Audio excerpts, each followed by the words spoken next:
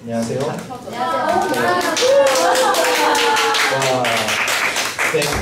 회피형 인간도 해피해질 수 있을까라는 주제로 발표를 하는 초등상담나무 11기 한성입니다. 반갑습니다. 그래서 차례를 먼저 소개시켜드리겠습니다. 우선 첫 번째로 우리 모두가 다 좋아하는 스킨십의 중요성에 대해서 먼저 말씀드리고, 다음 두 번째로는 애착이란 무엇인가, 그리고 각 선생님들의 애착 유형이 무엇인지 제가 간이 검사지를 드릴 건데 그걸 한번 검사해 보시고, 그리고 안정적 애착 형성이 되려면 어떤 요건이 필요한지, 그리고 마지막으로 회피형 애착의 특성과 그리고 회피형 인간 어떻게 행복을 영위할 수 있는지까지 이렇게 말씀드리도록 하겠습니다. 네, 우선은 선생님 여러분, 혹시 스킨십 다들 좋아하시죠? 네, 저도. 그렇군요. 안 좋아하실 수도 있습니다. 네, 저는 이렇게 스킨십을 좋아하는 편인데, 뭐 이를테면 제 연인이랑 같이 따뜻하게 포옹을 하거나, 그리고 오랜만에 만난 친구랑 이렇게 악수를 하거나, 그리고 또 같이 운동한 동료들을 등을 토닥거려 주거나, 뭐 이런 스킨십들을 참 좋아하는데, 네, 스킨십과 관련해서 심리 연구 하나 있었습니다. 여기 아시는 거 같네요. 해리 할로우라는 심리학자의 연구인데요. 혹시 조금 잘 모르시는 분들을 위해서 간략하게 설명드리면, 우선 여기 아기 원숭이가 있는데, 아기 원숭이를 이렇게 헝겊으로 만든 원숭이와 그리고 철사로 만든 이 원숭이랑 같이 지내게 했다고 합니다. 근데 이 철사 원숭이한테는 먹이가 달려 있었어요. 그래서 이렇게 관찰했는데, 이 아기 원숭이가 헝겊 원숭이한테만 매달려 있고, 잠깐 젖을 먹을 때만 철사 원숭이한테 가서 젖을 먹고 다시 거의 대부분 시간 이렇게 헝겊 원숭이한테 매달려 있었다고 합니다. 그리고 또 어떤 경우까지 있었냐면, 먹이를 먹을 때조차 여기에 온전히 몸을 옮기기 싫어가지고, 그래서 몸은 또 반쯤은 여기에 두고 먹이만 먹는 이런 경우도 있었답니다. 그래서 이 실험을 통해 가지고 그 스킨십, 부드러운 이런 접촉이라는 것이 얼마나 중요한지 알게 된 이런 계기가 됐는데요. 여기서 해리 할로우라는 사람이 심리학자가 한 단계 더 나가서 또 실험을 합니다.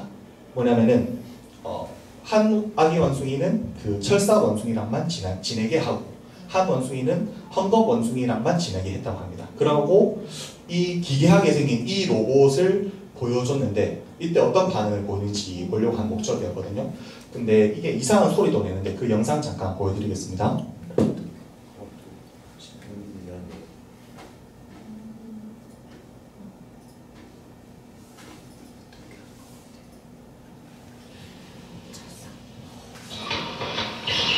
That looks diabolical. That's just the way the baby monkey feels about it. 네, 이런 동작을 하고 이상한 소리를 내는 이런 로봇이었어요. 근데 이 로봇을 보여줬을 때 일단 헝겊 원숭이랑 같이 지낸 아기 원숭이는 어떻게 했냐면은 바로 그 헝겊 원숭이한테 달려들어가지고 계속 안고 있었대요. 이 동작이 멈출 때까지. 그래서 한번 영상으로 보여드리겠습니다.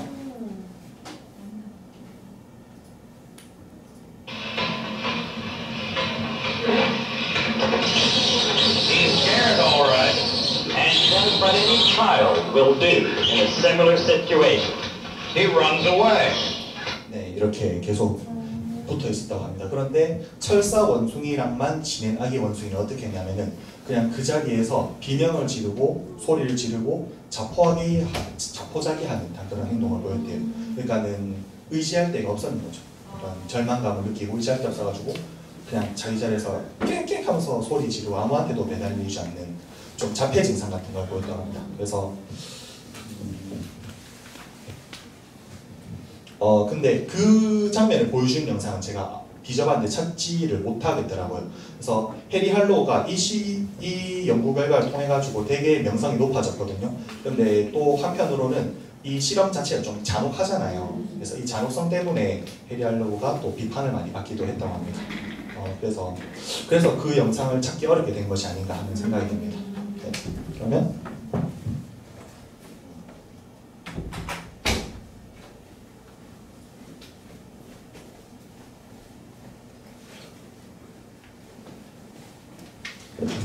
그러면 이 해리 할로우 실험의 시사점, 그러니까 이 실험은 어떤 것을 알려주는가에 대해서 말씀드리겠습니다. 우선 이전까지는 아기가 엄마를 사랑하는 이유는 뭐냐면 엄마가 젖을 주기 때문이었다라고 일반적 통념이 형성되어 있었대요. 그리고 아기라는 것은 그냥 영양만 충분히 공급하면 잘 성장할 것이다 라고 생각했답니다. 그런데 이 실험 이후로 스킨십이 얼마나 중요한지 알게 되었고, 그리고 이 당시가 전쟁이 많이 일어나던 시기인데 전쟁 고아로 들어온 아기들이 많았대요. 수용소에, 양육시설에.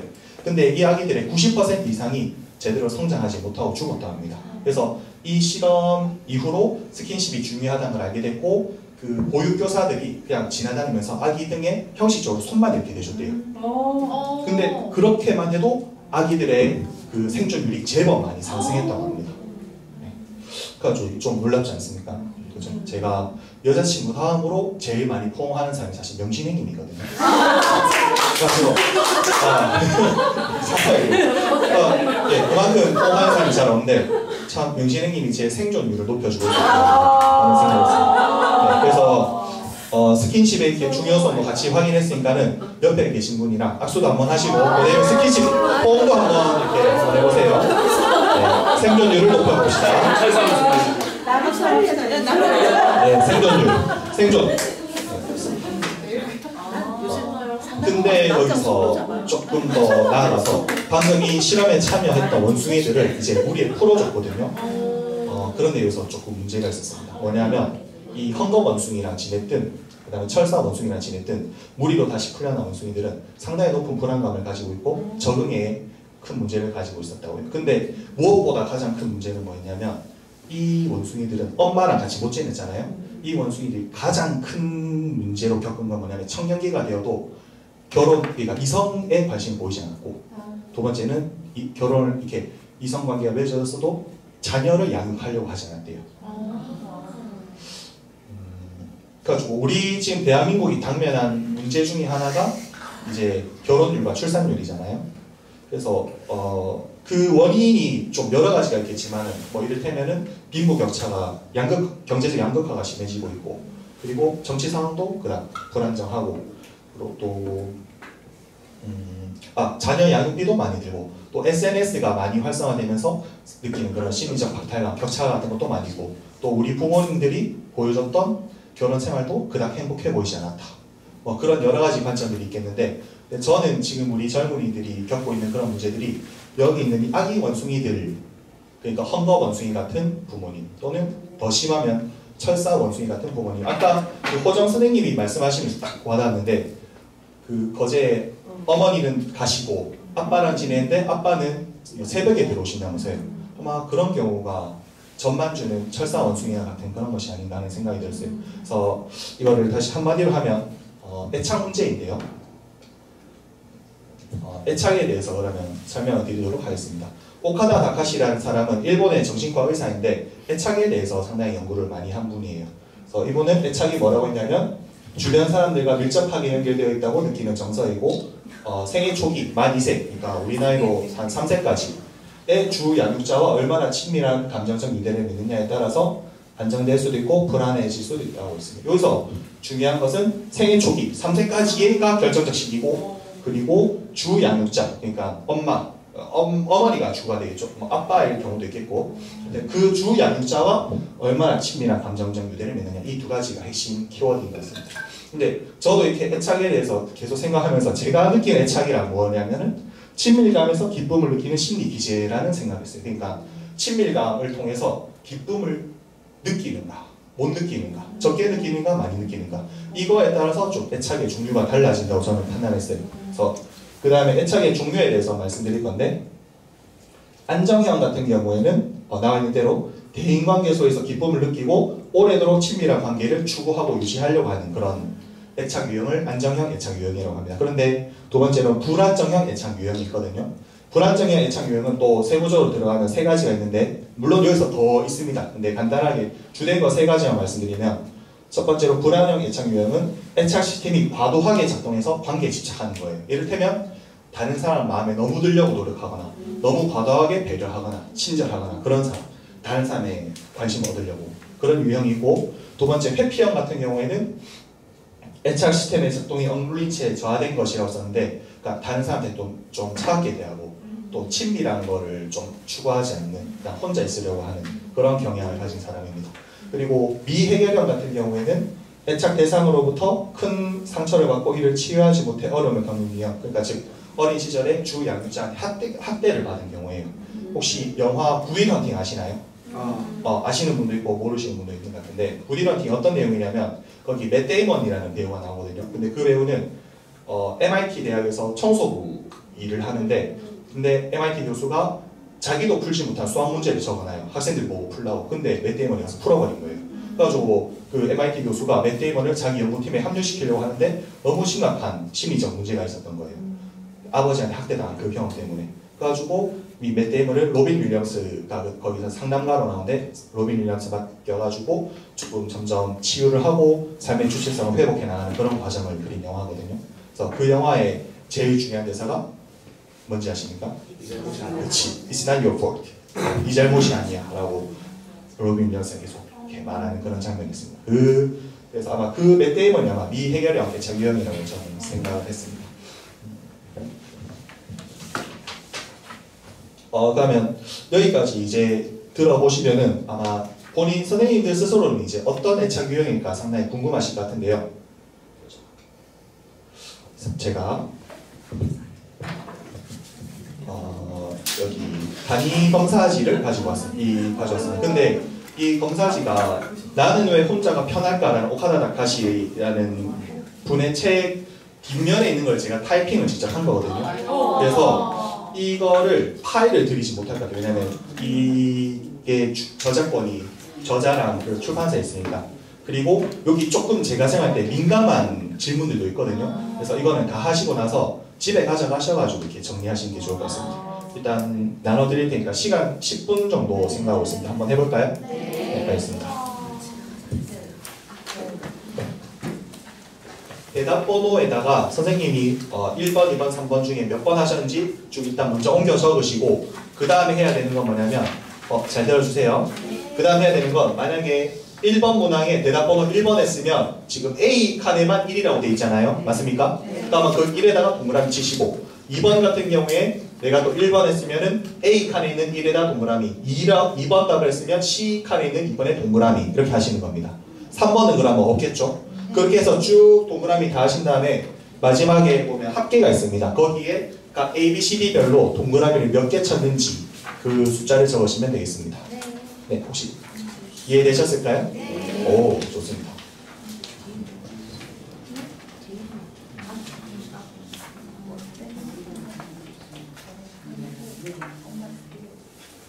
이제 시간 되는데 같이 한번 볼까요? 네. 결과를 보도록 하겠습니다. 그러니까 A는 안정형 애착 점수예요.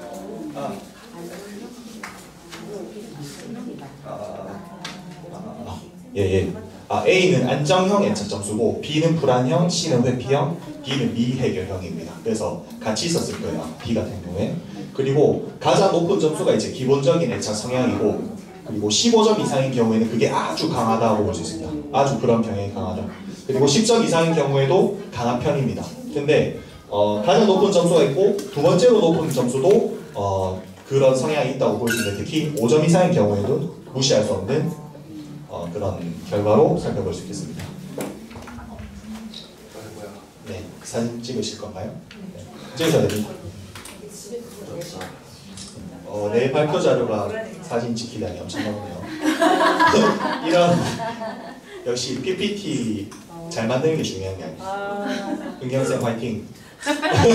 내용이 중요하지 알록달록 중요하지 않구만. 네. 내가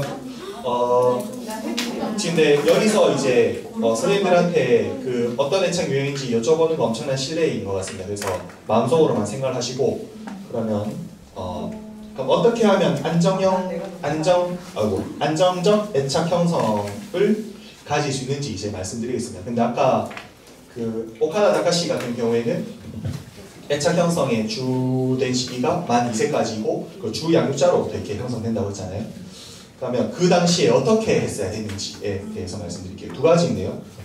다시 우선 안정형 애착 유형, 그러니까 즉 친밀한 관계 속에서 기쁨을 느끼는 이런 애착 유형을 가지려면 어떤 양육을 받아야 되는지 말씀을 드리겠습니다. 그러니까 아까 헝거번숭이 같은 경우에 결여된 것이 있었잖아요.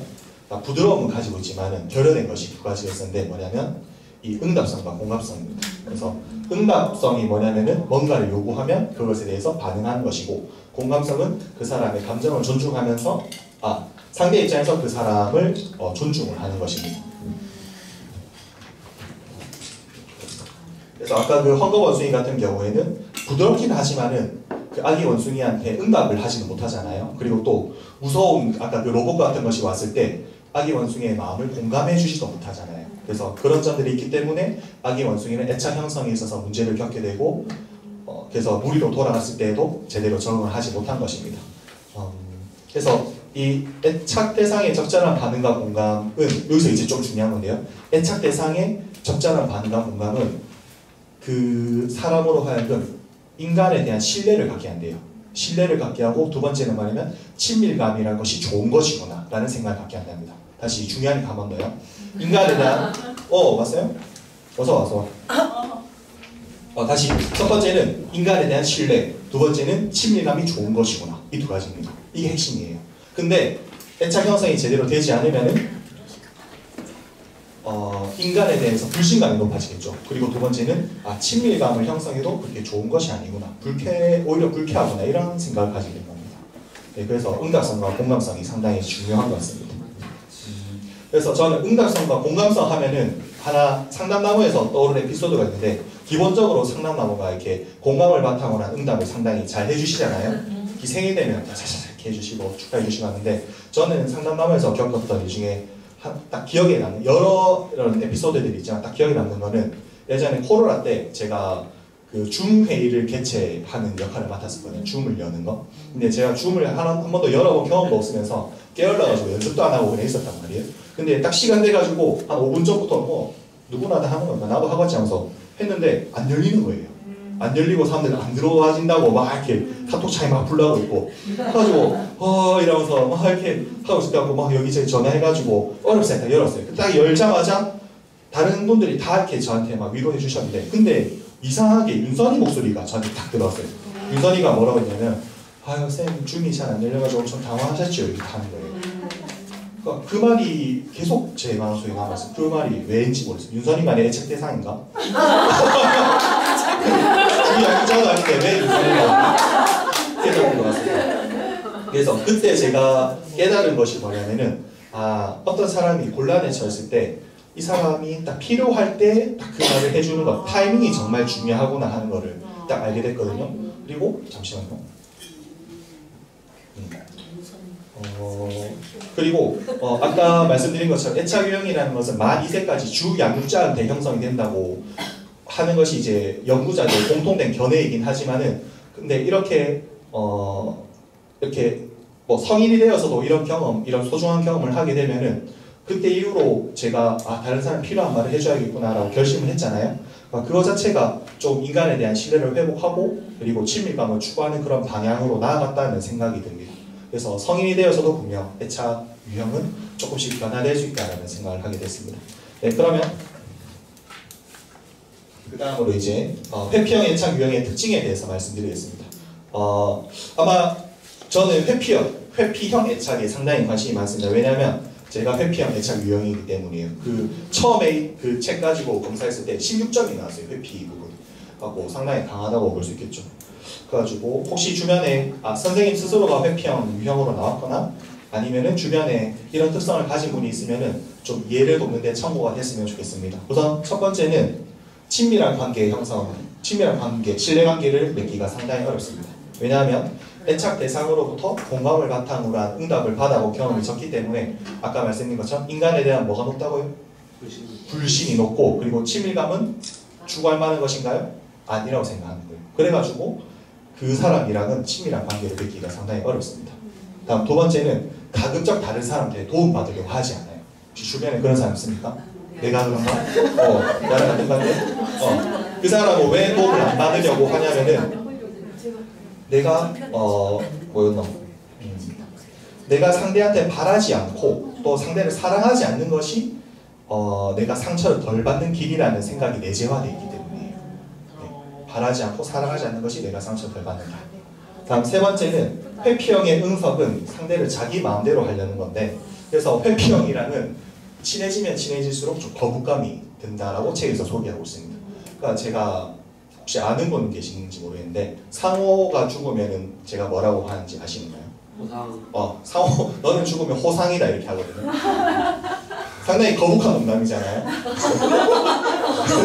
그렇지 않나? 하여튼 상호는 경호한테도 엄청 많이 놀리거든요. 그러니까 제가 응석을 부리는 것 같아요. 이 책 읽으면서 들었어요. 나 경호랑 상호가 참 좋은데 애착을 점점 맺어가고 있는데 근데 내가 이렇게 표현하는 게 좋아, 네가 좋아라고 표현하는 게 상대를 마음대로 대하는 것이구나. 그래서 이 자리를 빌어서 경호 미안하다 말하고 싶어요. 상호 혹시 영상 보면 미안해. 경우 가서 좀 부비적 공점에서 좀 후벼줘라. 네, 그러면 넘어가겠습니다. 이제 마지막 페이지, 거의 마지막 페이지입니다. 이제 회피형 인간도 행복해질 수 있을까, 해피해질 수 있을까인데요. 우선 첫 번째 세 가지 말씀드릴게요. 첫 번째는 삶의 주체성을 회복하는 것입니다. 이게 좀 잘 안 헤어져서 읽을게요. 삶의 주체성을 회복하는 게 뭐냐면은 그렇지. 중요한 가치를 위해서 자기가 생각하는 중요한 가치를 위해서 어려운 일에도 기꺼이 도전하는 겁니다. 이것과 관련해서 제가 또 좋은 일화가 있는데 예전에 우리 엄마가 일자리를 좀 못 구해가지고 되게 좀 우울감이 심했던 적이 있거든요.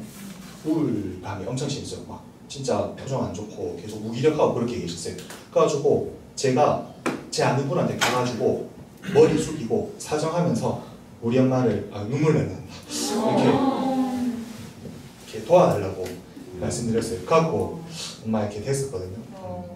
근데 뭐 엄마 일인데 당연히 그렇게 자식으로서 그렇게 할 수 있는 거 아니냐라고 생각하실 수도 있을 것 같아요. 근데 저 회피형 인간한테는 그런 부탁을 하는 것 자체가 상당히 어렵다고 저는 생각이 들어요.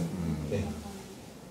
근데도 제가 그걸 해냈다는 건 더 중요한 엄마라는 가치를 위해서, 엄마라는 소중한 사람을 위해서 제가 그걸 해냈다는 거는 또 제 가슴속에 상당히 소중한 기억으로 남아있습니다. 그래서 그게 제가 생각하는 삶의 주체성 회복입니다. 해냈다. 다음 두 번째는 동호인 모임을 활용하는 것인데요.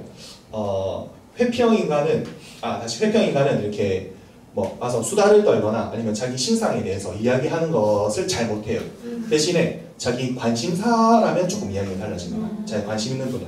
그래서 회피형 인간이 삶이 풍요로워지느냐 빈곤해지느냐의 그 가늠은 이 동호회 활동을 하느냐, 자기 관심을 가지고 있는 사람들과 만나느냐 이건데, 저 같은 경우에는 조금 자랑을 하겠습니다.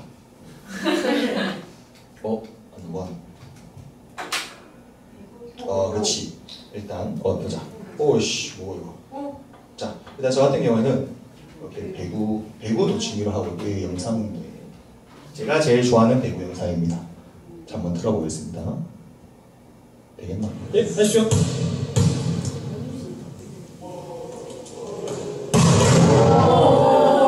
제가 좋아하는 영상입니다. 그 다음에 두 번째로는 뭐 제가 여러 번 말씀드렸지만 이렇게 합창 모임에 나와가지고 이렇게 공연도 하고, 이거는 김해교육청의 개청식 할 때 초청받아서 했던 모습입니다. 네. 동영상. 영상? 잠깐. 저는 여기 있네요. 네. 그 다음에 세 번째는 제가 관심 있는 분야 이렇게 공부하면서 자격증도 따고, 이거는 생활 영리 상담사라고 말씀드린 분도 있지만 제가 명리 공부를 예전에 관심 있어 해가지고 자격증 공부하고 또 거기서 만난 분들이랑 또 같이 교류하고 그렇게 했었거든요. 네, 이렇게 동호인 모임 활용 아시겠죠? 마지막은 이제 안전기재 역할을 해주는 사람을 갖는 것인데, 안전기지가 뭐냐면 심리적 안정감을 회복시켜주는 사람입니다. 그래서 또 공감을 바탕으로 응답을 해주는 사람이고, 그리고 또 어느 때든 괜찮아, 좋아라고 해주는 사람입니다. 그리고 또 회피형인 사람의 감정과 페이스, 그러니까 회피형인 사람은 좀 잘 깨우려고 잘 안 하려고 하는 그런 경향이 있거든요. 그냥 책임을 회피하려고 하니까 그렇게 해도 좀 괜찮아 하면서 페이스를 존중해주는 그런 사람이 이제 안전기재 역할을 할 수가 있는데, 뭐 예를 들면 이거예요. 그러니까 뭐 길을 가다가 아무 길거리에서 뭐 내가 여기서 밥 먹고 싶다면 같이 밥 먹어주고, 그리고 경주에 놀러 갔다가 집에 돌아갔는데 비가 오는 거예요. 그러면 그냥 우산 사지 말고 비 맞으면서 갈래? 이러면 좋아 이렇게 하면서 같이 비 맞아주고, 그리고 또 제가 좀 상처받은 그런 마음을 내놓았을 때 그거를 또 같이 이렇게 공감해주고 보듬어주는 그런 역할 해주는 사람, 그런 사람이 안전기지 역할인 것 같습니다. 그러면 제가 그런 사람이 있냐고 물으시다면 있다고 말씀드리고 싶습니다.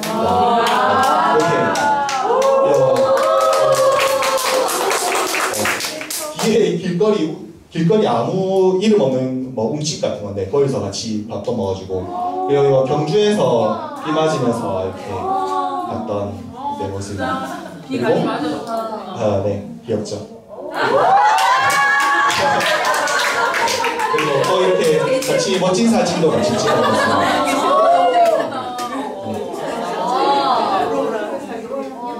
네, 그러면 네, 마무리하도록 하겠습니다. 그녀 때문에 행복한 거예요? 네? 그녀 때문에 행복한 거예요? 그녀도 중요하다. 그녀가 제 안전기지의 역할을 해주기 때문에 제가 인간한테 신뢰를 가지게 되고, 두 번째로는 친밀감을 추구하게 되는 쪽으로 변하게 되는 거예요. 그리고 우리 하나 더 있어. 우리 또 학생들의 마음 성장에 공통적으로 관심을 가지고 있는 우리 상담나무 선생님들도 저의 안전기지입니다. 감사합니다.